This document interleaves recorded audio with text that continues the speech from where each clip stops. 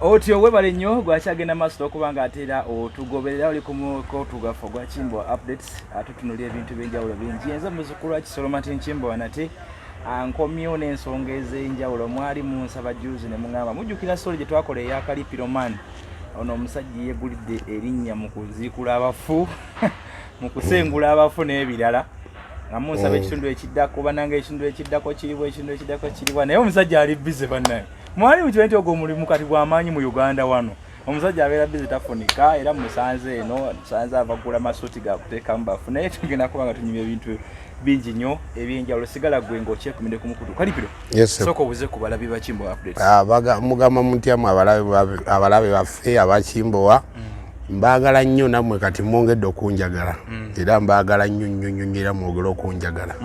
ya kyekitambula mulimu kutambula emirimu gitambula sikyagwa ku mukutu sikyagwa ku TV sikyagwa ku mirimu n'essaawa zino amasuuti gaagano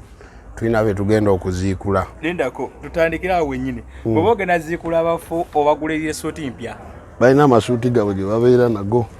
kati gano gabeera ameeru saati hiyo na saati eyo ya muntu mukulu ene ya mwana muto eno ya mwana muto kati ogenda kusembula ekijja nga kirimu omwana omuto n'omuntu omukulu waliwo wa myaka 3 wabaawo n'ono mukulu gagano galina kuba meeru ego na meeru n'engatto ng'osazewo ogula meeru oba kiraya nti ye byayagala yakuwadde omulimu ali mu West mugundi mu Washington mu America DC era yampeereza ssente ogulira abafu b'engoye enje kati oyo yali taata woono oba aliwo ono ye baamuziika walala noye baamuziika walala naye lwakuba nti naabikola yenna wa famire omu ekitegeeza batwala ku kijja kimu mbatwala ku kijja kimu naye gye ngenda obbatwala siina baziika nga bwe baziika ba bulijjo nobaziika nga mbasimbye andi bali basudani ate tibaziika wala baziika ku mulyango kati olina kusima ekinya nga kikkira ddala wansi kikkirira nyina omuyimiriza anti wagwerayo omuntu aba fuuti nga 5 ane kati abasudani baba kati kati tubala mu fuuti 8 abasudani baba mu fuuti nga 7 mukaaga kitundu 7 awo kati noyongerako nezo zonoolekayo waggulu fuuti nga 8 waggulu ate kijja tetukola kinene tunokola nga kyenkananga wano ekyo kyekijja kyawe ogenda South Sudan oba bali muno mu Uganda Sudan navaayo nali nagenda nemukolerako e Sudan nenkomawo kati bwe nakomawo bano ngenda baziikula ku lwe Bugerere mbatwala Entebbe saidiza ye Entebbe gye ngenda obbatwala emirimu gitambula atulaba omusajja ono olaba kati olaba essuuti ngeno gwe n'ogigomba giguze omwana wo gyambala yagamba nti kiraya nti yagiguze kano ak'omwana ka mitwalo 35 akasuuti niyo omukulu ya mitwalo 7 kuteeka kati abafu bano bogenda okwambaza amasuuti bamaze ebbanga ki mu ttaka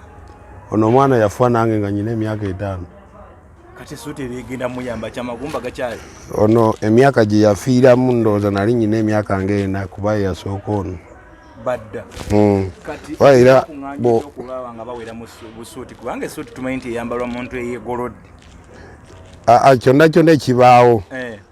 kyonna kyenasanga ekyengenda ogenda nakyo kati era keesi yawe nere ya white eyo ngiina ewaka mu nyumba eri mu ddiiro wagiguladde erina kuba nayo lwaki ono nanyini bagenzi banayagala white kakuba atulaba ne keesi yino ya white oyinza naawe ogyetegereza keesi yino ya white bagifunye dda mwagenda okuteeka abafu naye kakati kalipiro man ono nanyine bafu ye yasazeewo bino byonna kalazo oba omuyambako mu kumuwa advise nti oba tukyuseemuko ye byayagala omwana ye yazaalibwa nga 3 mwezi gwa 1991 n'afa nga 11 mu gw'omwenda 1992 kitegeeza nali nyina emyaka 5 wali wakaza emyaka 5